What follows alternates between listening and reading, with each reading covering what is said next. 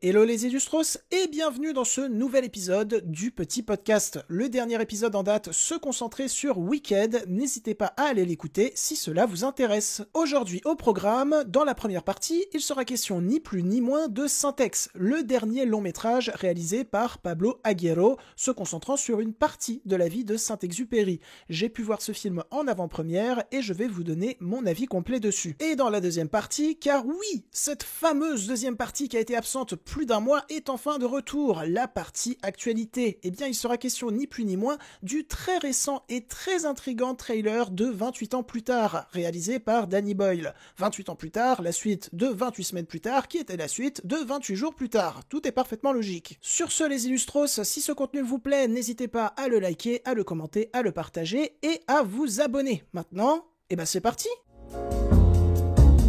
Bienvenue dans le petit podcast et bonne écoute.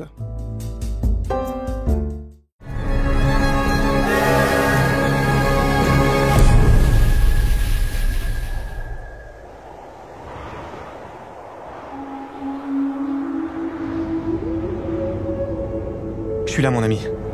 Je suis là. J'arrive.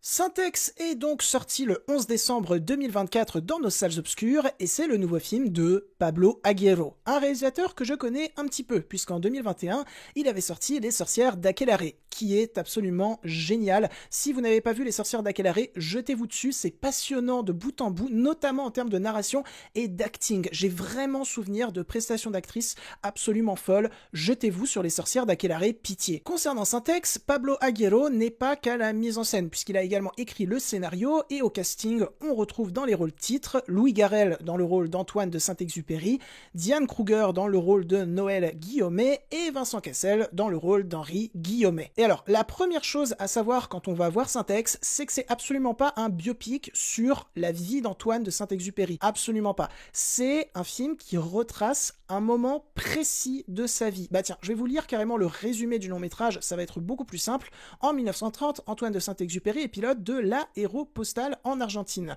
Quand Henri Guillaumet, son meilleur ami et le meilleur pilote de l'Aéropostale, disparaît dans la cordillère des Andes, Syntex décide de partir à sa recherche. Cette quête impossible l'oblige à se dépasser, en faisant de sa capacité à rêver sa plus grande force. Et donc, c'est un long métrage qui dure 1h38 et qui comporte un caméo vocal assez croustillant. Voilà, je vous dis pas qui c'est parce que je ne suis pas sûr que ça a été annoncé dans la promo. Découvrez ça en allant voir le film, c'est plutôt sympa. J'adore la façon dont je vois le caméo, on dirait vraiment qu'il y a Ant-Man qui va arriver et qui va dire « Saint-Exupéry, nous avons besoin de toi pour distraire Dr Doom ». Non, c'est... c'est absolument pas ça. Vous êtes comme un frère pour lui. Et c'est pas ouf. Voilà, décidément, en ce moment, j'arrête pas de vous faire des épisodes où je dis « le film dont on parle aujourd'hui, il est pas ouf. Ouais, super, merci JB. » Non, plus sérieusement, je vais essayer, durant cette première partie, de creuser le pourquoi du comment Syntex, c'est pas ouf. Alors, tout d'abord, j'ai pu voir le film en avant-première. Ça, c'est très cool. Mais vous allez voir au fur et à mesure de mon avis que j'ai peut-être un avis biaisé sur certains points du film dû à cette avant-première. Vous allez comprendre. Mais donc, pour que ça soit bien fluide, je vais construire cette critique point par point. En premier point, il faut absolument que je parle du style visuel de Syntex. Ce qu'il faut savoir en premier lieu, c'est que Pablo Aguero, c'est un auteur. Je n'ai vu qu'un seul film de lui, à savoir Les Sorcières d'Akelarre, mais déjà à l'époque, si vous allez revoir ma critique, j'étais assez intrigué par les tentatives visuelles qu'il insufflait dans son cinéma. Dans sa manière, notamment, de représenter une époque vraiment grâce à la lumière, plus que grâce au décor. Et il y a deux choses qui frappent nos rétines quand commence le film Syntex. La première, c'est à quel point le tout fait fake, fait carton-pâte,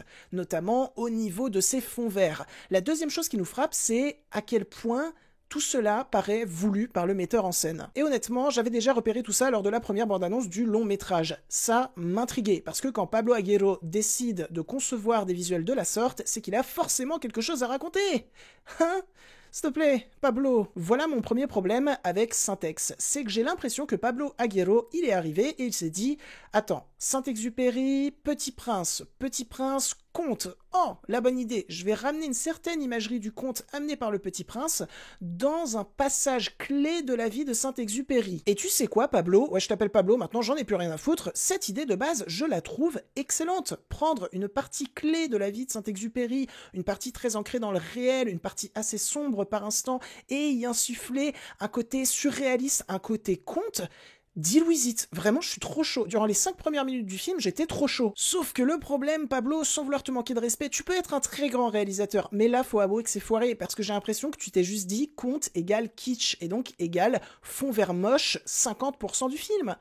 Et bah du coup, ton film, il est juste moche, parce que tu racontes pas grand-chose avec cette esthétique de conte. Et le pire dans tout ça, c'est que à certains moments, Pablo Aguirre va essayer de créer des séquences oniriques. Encore une fois, deal with it. Sauf que j'ai l'impression que toutes ces séquences oniriques, avec Syntex qui marche dans le désert face au soleil, bah elles ont été tournées en vrai, sans fond vert. Ça cause un problème. Parce que toutes les autres séquences qui utilisent à balle des fonds verts, je pense notamment à toutes les séquences de vol aérien qui sont très présentes dans le long métrage, eh bien ces séquences, je ne peux que les trouver ultra statiques en termes de mise en scène, même parfois froides. Pour moi, durant toutes ces séquences de vol aérien, il aurait fallu plonger totalement dans le kitsch assumé.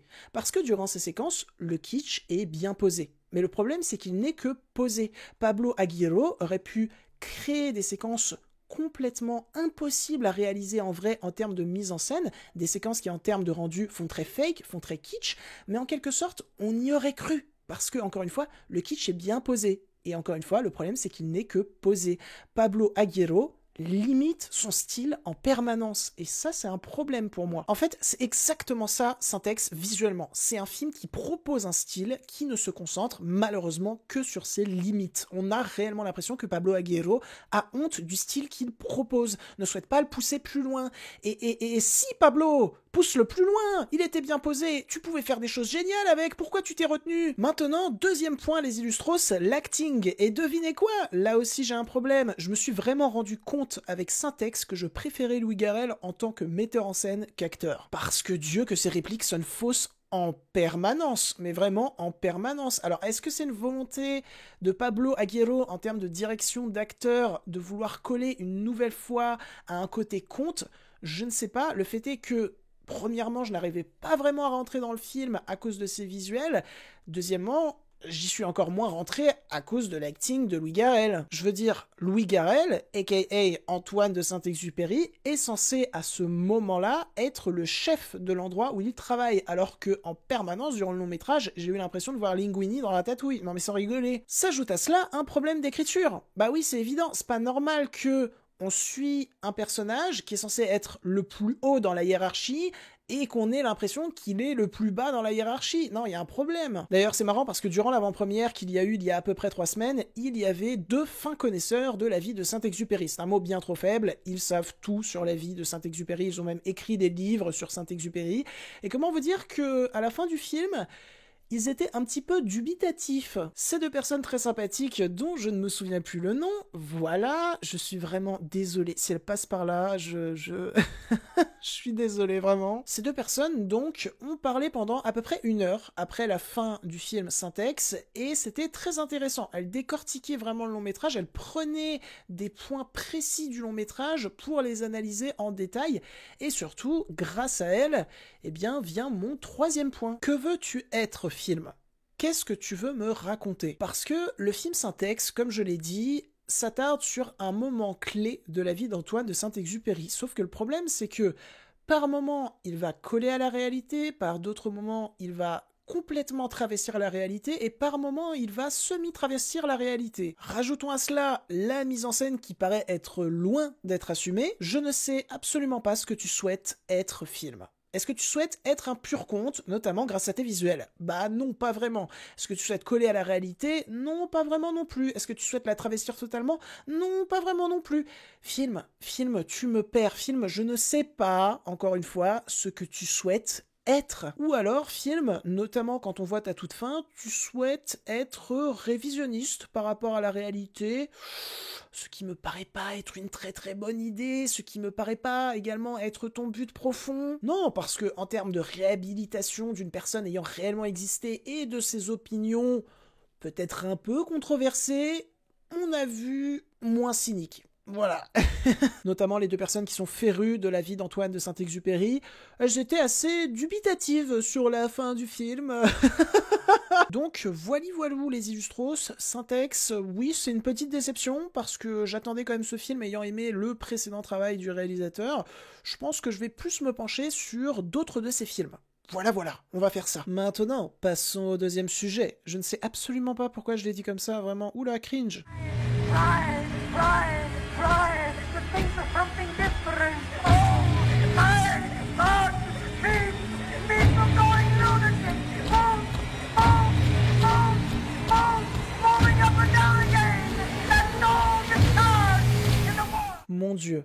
Mais vraiment, mon Dieu que j'ai hâte de voir ce film. Bon, premièrement parce que je suis un immense fan du travail de Danny Boyle. Toutes ces expérimentations, je les suis les yeux fermés et je suis généralement extrêmement conquis. Que ce soit Trainspotting, qui est un de mes films préférés, vraiment, qu'est-ce qui m'a marqué au fer rouge ce film, Sunshine, qui est un de mes films de SF préférés, ou encore Steve Jobs, qui est un film que j'aime beaucoup revoir, tellement la symbiose entre la mise en scène et l'écriture me passionne à chaque fois. Je parle d'expérimentation, et bien sachez que 28 ans plus tard, il est tourné entièrement à l'iPhone 15. Voilà, en termes d'expérimentation, ça se pose là, et c'est une expérimentation qui a l'air très intéressante, parce que je sais pas si vous avez bien regardé les couleurs des images qui nous ont été dévoilées, mais elles sont juste folles. Il y a également d'autres aspects qui m'intéressent, comme par exemple le ratio de l'image, ou la gestion de la profondeur de champ due à l'iPhone 15. Non, vraiment, visuellement, 28 ans plus tard, ça a l'air de vendre du rêve, et ça fait tellement plaisir de voir la bande-annonce d'un film qui va sortir en 2025, d'un film avec quand même un certain budget, qui a l'air d'avoir une proposition visuelle extrêmement radicale. En fait, c'est tout bête, mais ça fait plaisir de voir la bande-annonce d'un film qui nous vend un film, en fait, pas un truc à la Roi Lion Mufasa, complètement délavé en termes de couleurs et complètement absent en termes de cadrage intéressant. Là, ce que nous montre la bande-annonce de 28 ans plus tard, c'est l'espoir de voir un film apocalyptique, purement expérimental. En plus, le montage de la bande-annonce est véritablement excellent. C'est calé sur un poème de Rudyard Kipling qui s'appelle Boots et qui évoque l'horreur des soldats pendant la guerre. Oui, j'ai totalement lu le tweet de Durandal, mais la façon dont évolue le montage, la façon dont évolue la tension dans ce trailer, tout en étant calé sur ce poème qui est dit d'une manière de plus en plus inquiétante, d'une manière de plus en plus incompréhensible. Non, vraiment, j'ai trop hâte. Ce trailer est royal, c'est l'un des meilleurs que j'ai vu depuis longtemps. Après, peut-être que je suis très loin d'être objectif sur le travail de Danny Boyle, puisque, j'aime à le rappeler, j'adore son Yesterday. Je sais que beaucoup de gens détestent ce film, mais moi je l'adore, je le trouve vraiment très malin. Après, l'action que je vais devoir faire concernant 28 ans plus tard, c'est tout d'abord revoir 28 jours plus tard, que j'avais plutôt bien aimé à l'époque, mais c'était très loin d'être mon film préféré de Danny Boyle. Et puis, il y a également une autre action que je vais devoir faire, qui est peut-être la plus importante, voir 28 semaines plus tard. Voilà, parce que je l'ai toujours pas vu et je vais prendre grand plaisir à le découvrir à l'occasion de la sortie de 28 ans plus tard. Après, je vais peut-être le découvrir avant la sortie de 28 ans plus tard, parce que j'ai très envie, du coup, de le découvrir, et j'ai un peu la flemme d'attendre au prochain été. Maintenant, je vais finir par une prédiction. Voilà, je suis pas très fort en prédiction, je dois vous avouer les illustros, mais allez, je l'ai dit, je pense que 28 ans plus tard, en termes d'expérimentation d'un genre connu, ça sera le Furiosa de 2025. Voilà, je sais pas si ça sera aussi bien que Furiosa, mais ça sera le Furiosa de 2025.